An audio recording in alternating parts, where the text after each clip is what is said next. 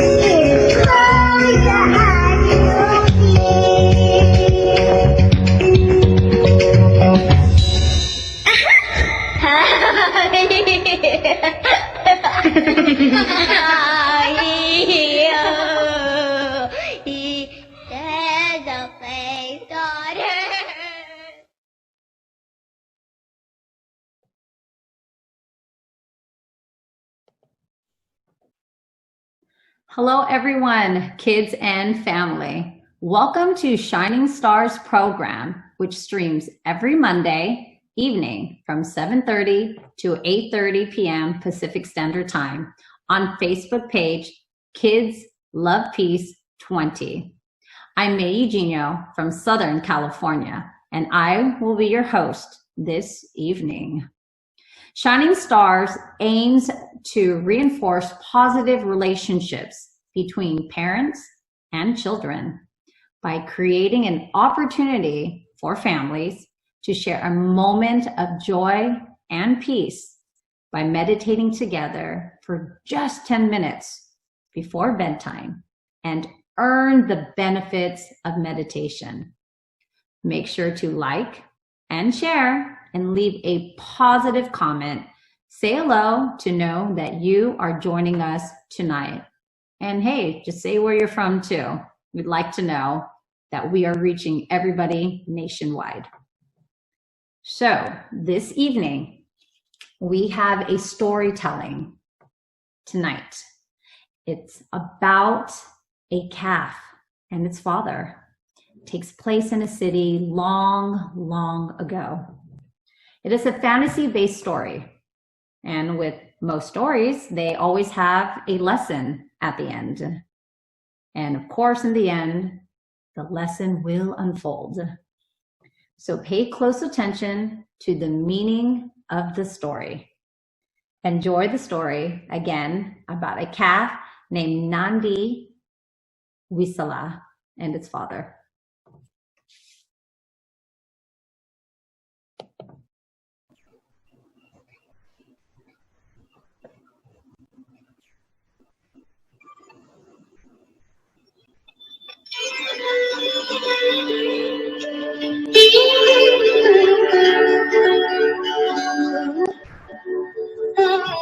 In the city of Taxila, at the time of King Tandara's reign, a Brahmin domesticated a young calf in his home. He loved the calf as if it was his own son. He tended to it with good care. The Brahmin named the calf Nandhiwisala.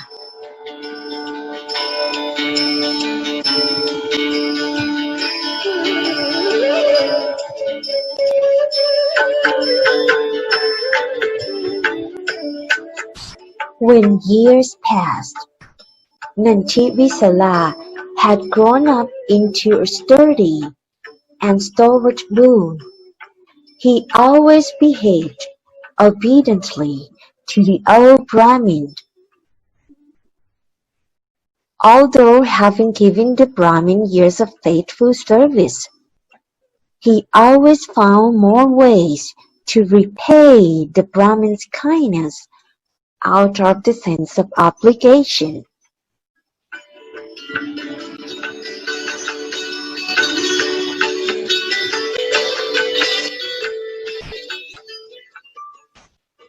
Dad, you have troubled yourself all these years raising me. I am so grateful to you, even though I have been helping out your routine industriously. I feel never fully due you a good return. I still feel like to help you more. Son, you have already been busy yourself all day long in helping various works. What else you want to do more? I want you to go and see the millionaire. I want you to bet thousand kahapana on my ability to draw 100 cards at one time. I'm sure that the millionaire will accept the wager without hesitation. What? Son, you say you can draw 100 cards? Are you kidding?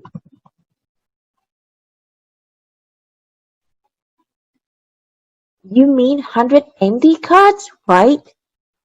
No, I said I will pull 100 laden cards.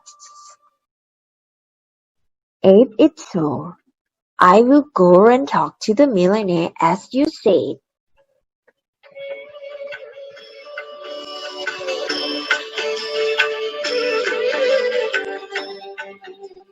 The old Brahmin set out to meet the millionaire at his manor, and challenged him to bet on the ability of Nandhiwisala.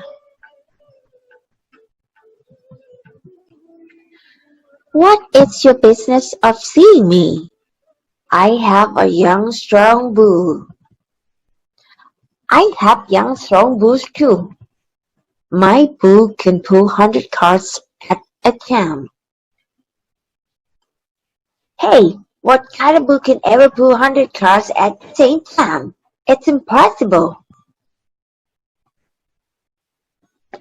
Really, I want to bet that my bull can pull 100 cards. How much is the stake? How about 1,000 kahapana? It's a deal.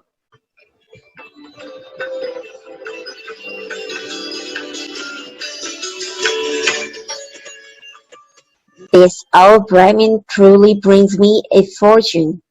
How can it be that any bull on earth can draw 100 cards? What if it's real? Anyway, I didn't yet condition what should have to be loaded in the cards.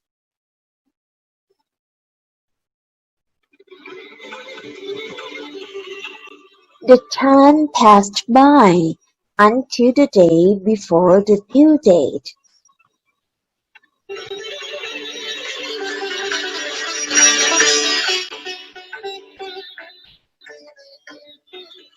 Tomorrow I will win the 1,000 kahapana of the bet. But if Nandhiwisala can't do, I will lose the money saved from my hard earning over years. The old Brahmin could not get to sleep that night because of being taken by nervousness until dawn.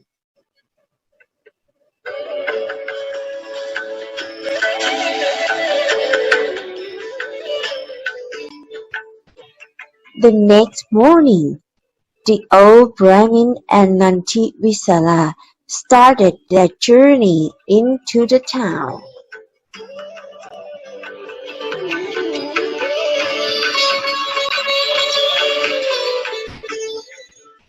There, the old Brahmin comes. Let's go and greet him now. Do you want to bet on my side that Nandhiwisala can ever do too? Oh, Brahmin! Aren't you afraid of becoming stone broke?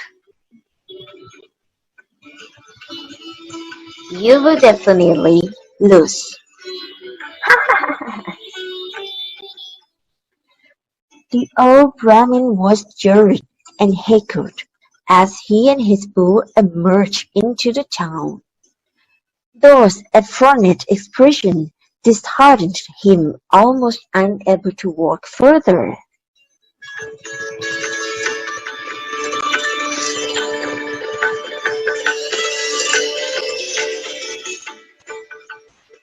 There he comes. This direction, please. Here we are. I have read the 100 cards. What? All the cards are repeated with sand, gravel, soil, and stone.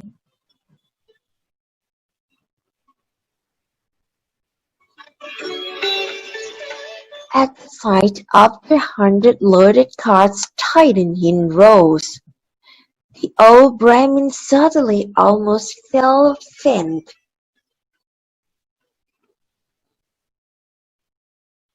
I will definitely lose all money and suffer shame this time because of the bull that I brought it up. How can Nandhiwisala ever have enough strength to pull all these 100 cards? What he used to do was tucking a few tens of cards.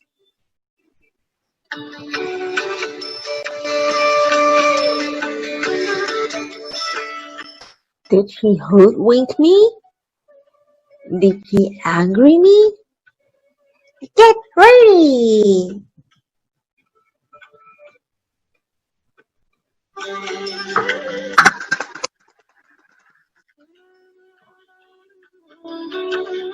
At that moment, all kind of negative thoughts rocked the old Brahmin's mind, causing his emotion ran wild.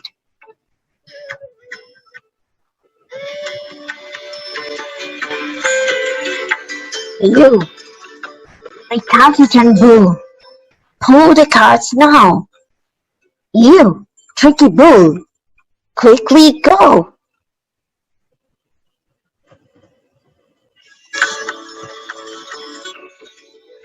When Nandhiwisala heard the old Brahmin called him in such a hurting the feelings way in front of the crowd, he felt completely crushed, unable to take on the task, but standing still, with the stream of tears running down both cheeks.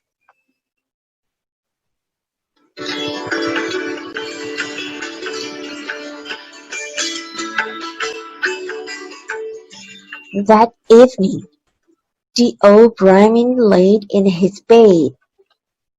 His heart was overwhelmed by severe depression after losing faith and the bet.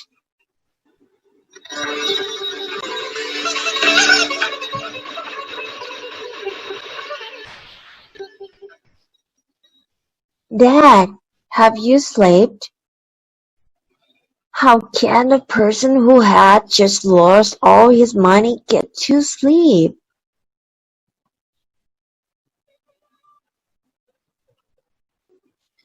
Dad, all these years long, have I ever lied to you, or cheated you, or behaved wherever that irritated you? Never, but why? I have never lied, never cheated, never behaved wayward. Then why did you call me recalcitrant and tricky boo today?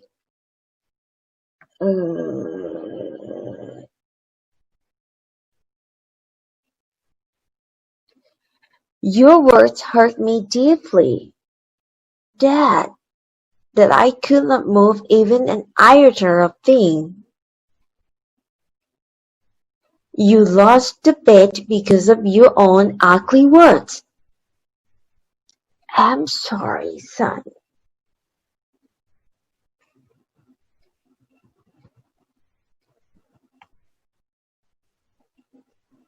Dad, I would like to reinsure that I can easily tow those 100 loaded carts. You just go and ask the millionaire another time betting. And this time you double the stake. Do remember, never scold me refractory, fraudulent, or anything of that kind.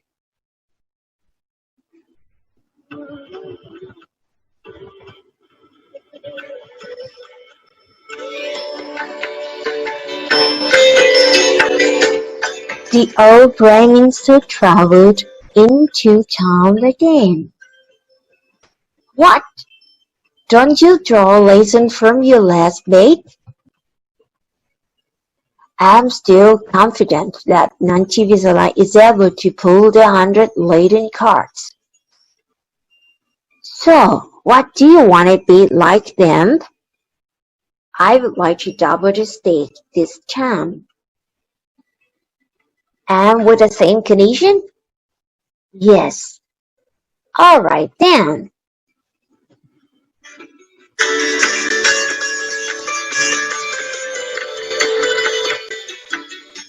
Time passed. Then come the thrill.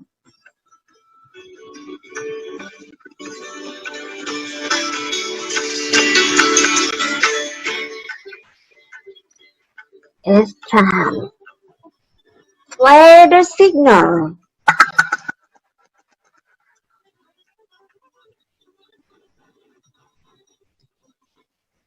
This old Brahmin must have been maddened by loss.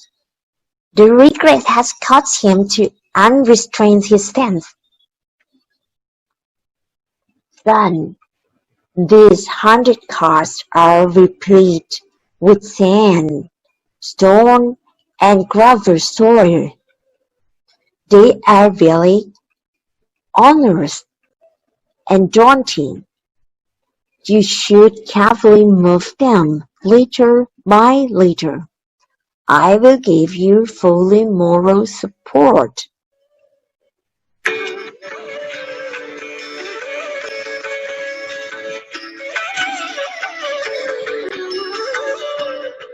Hearing the endearing words, Nandhiwisala became vigorous. He started pulling the 100 heavy carts.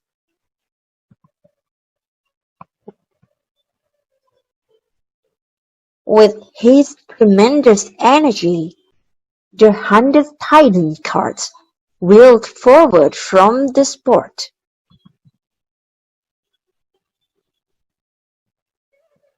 All the onlooking city folks, upon seeing the old Brahmin smiling with confidence, raised a loud cheer. "Pull it, Nandhiwisala! Nandhiwisala! Pull it, Nandhiwisala! Well done! Hooray! Hooray!"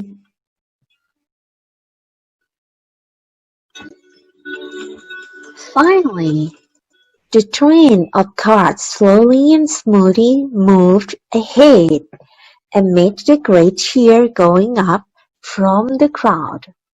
"Hooray! It moves! Nandhiwisala is very good."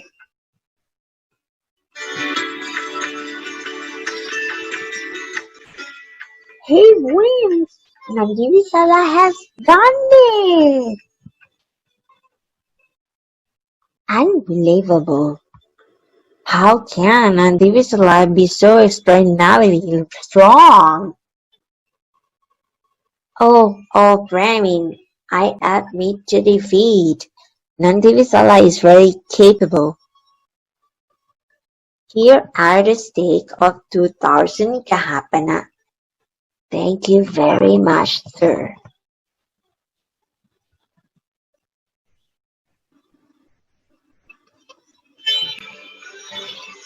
All the city folks crowded around the old Brahmin and Nandhiwisala to congratulate and award them with money and gold, including other material things. This story obviously demonstrated that the endearing and truthful words of the old Brahmin heartened his bull to complete the almost impossible mission, receiving the victory that Nandhiwisala intended to requite an obligation to him.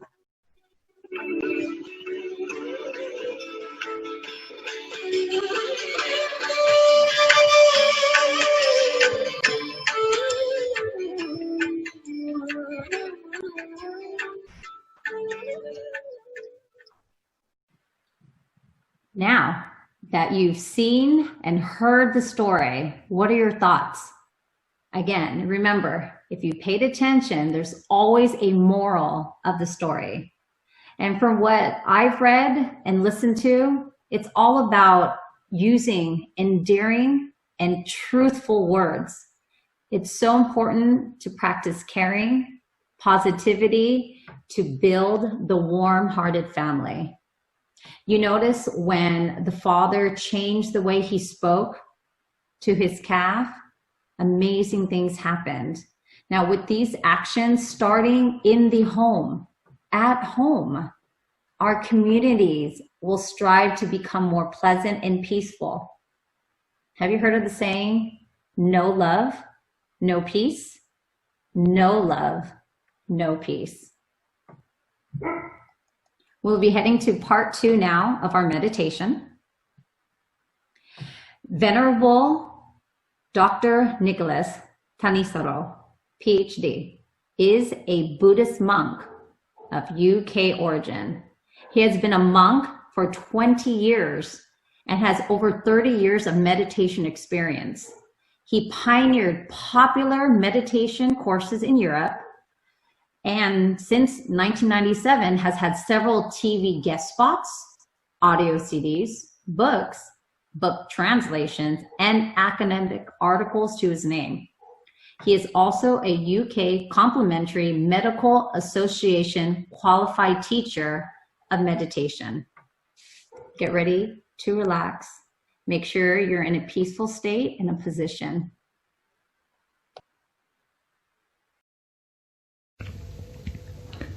If you'd like to start by finding a comfortable position for yourself in meditation, with your right leg on your left leg, your right hand on your left hand,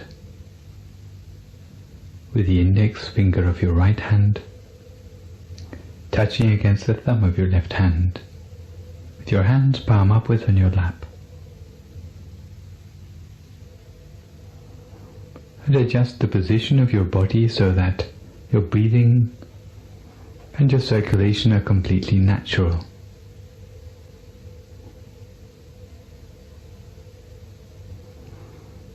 And start by relaxing every muscle of your body.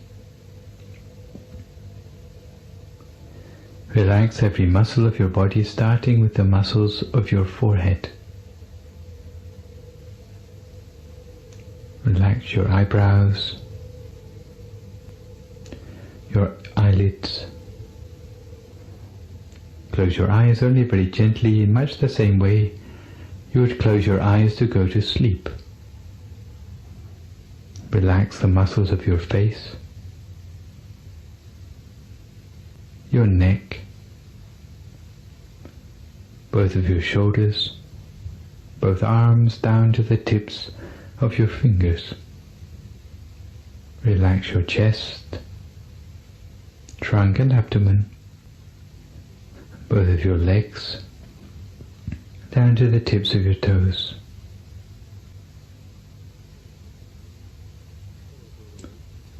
So that all the way from the top of your head to the tips of your toes, there's no remaining part of your body with any stress or tension anymore. If you notice any remaining tension, then relax it completely. And you find that the body which is properly relaxed will have a feeling as if it seems to melt away into the atmosphere around you, so that you can turn your attention to relaxing the mind.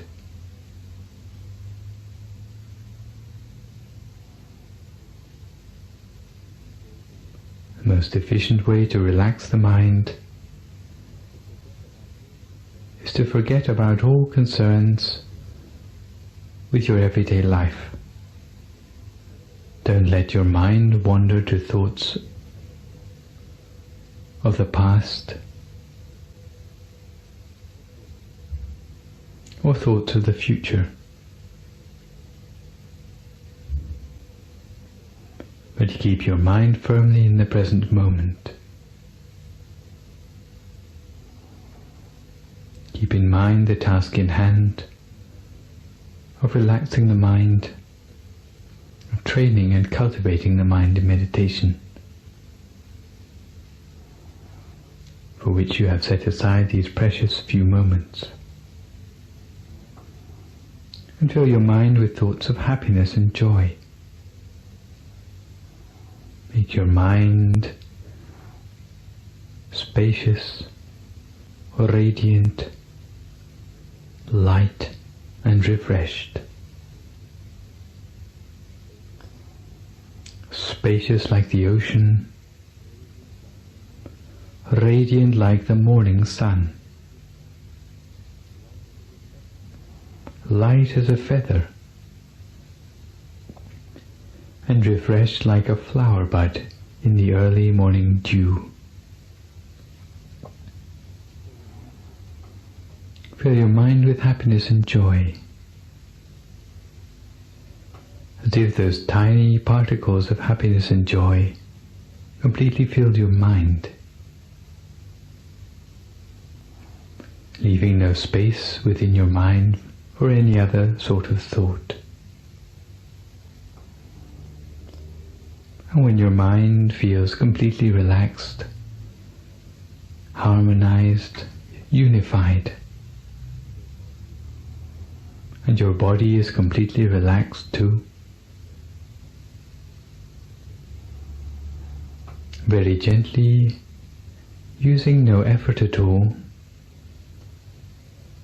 allow your attention to settle and to center itself to a point in the middle of your stomach.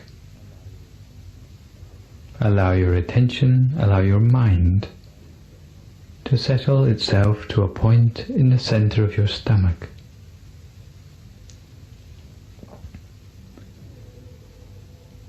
And maintain your mind there, at this point in the center of your stomach,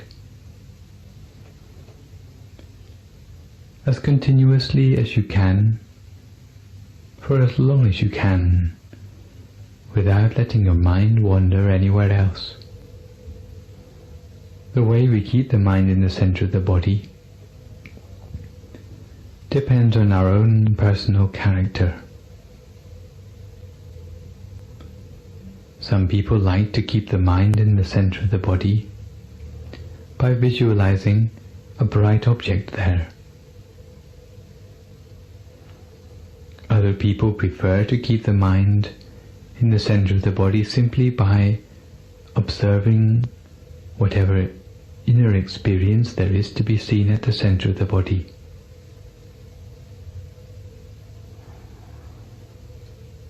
If you find that for you the first method is more appropriate, then imagine a bright object such as a shining sun, a full moon, a shining star, or even a crystal ball, as if that bright object, the object of your choice, any one of the four, is floating in the center of your stomach. And imagine that object as continuously as you can, for as long as you can, without letting the mind wander anywhere else. Imagine with a soft and gentle attention. A second possible way of maintaining the mind at the center of the body is simply by observing without imagining anything, observing whatever there is to be seen at the center of the body. If there's darkness to be observed, then observe the darkness.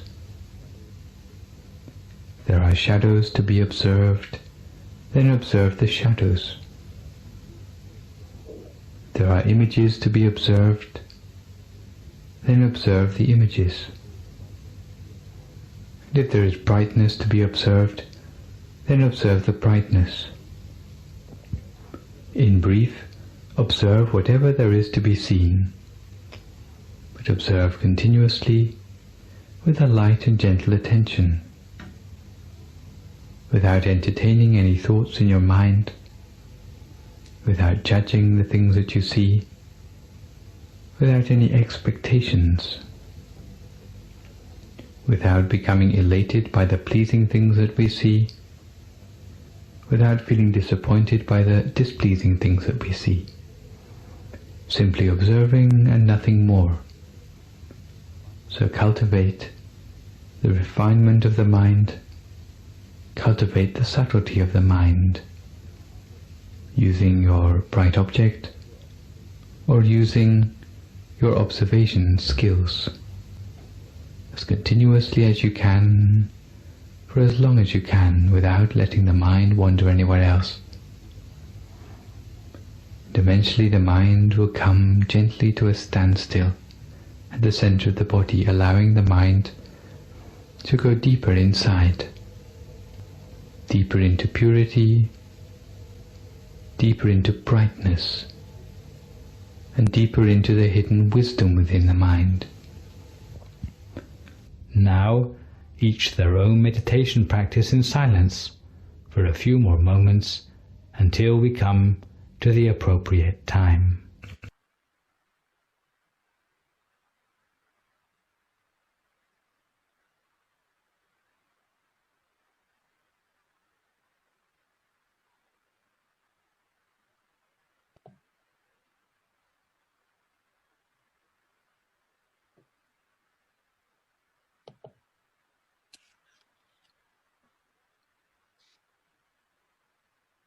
I hope you feel more relaxed now after that short meditation. That's all it takes to begin your evening into sleeping into a more peaceful person. Make sure to meditate daily. It doesn't always have to be at night. You can do it throughout many times. The great part about this is you start small because we're starting with young ones. You'd be surprised that the younger ones can sit longer than the adults. Remember that meditation brings a sense of calmness. You are training your mind to sit there and just focus. Make sure you're using this technique of meditation to relax. It is so useful to be able to reduce stress. And again, I've heard many testimonies that children are happier. The home is more calm. The children are be able to focus more in their classwork. So again, I want to thank you so much for being on tonight on our Facebook for Kids Love Peace 20. Okay. And with that, we will come back next week, and I would love for you to join us again. Just make sure to like and comment and share so we can get to know what we can do better. Have a wonderful evening and good night.